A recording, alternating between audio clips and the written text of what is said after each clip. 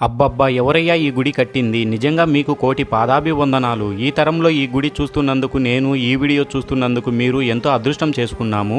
గుడి కట్టిన వారికి చేతులెత్తి ముక్కాలి. ఏమి శిల్పాలబ్బా! అద్భుతంగా కట్టారు. ఇంకా ఎన్నో ముందు తరాలకు ఈ గుడిని చూసి గొప్పగా చెప్పుకోవడానికి ఇలాంటి గుడి ఉంది.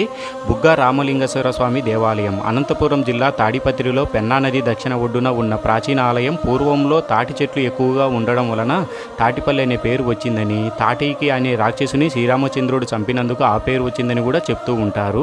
సంవత్సరంలో ప్రతిరోజు శివలింగం కింద నుండి ఊట ఊరుతూనే ఉంటుంది. బుగ్గ అంటే నీటి ఊట. వర్షాలు లేకపోయినా, నీటి వనరులు ఎండిపోయినా శివలింగం కింద నుంచి నీరు పారుతూనే ఉంటుంది. అందుకే బుగ్గ రామలింగేశ్వర స్వామి ఆలయం పేరు వచ్చింది.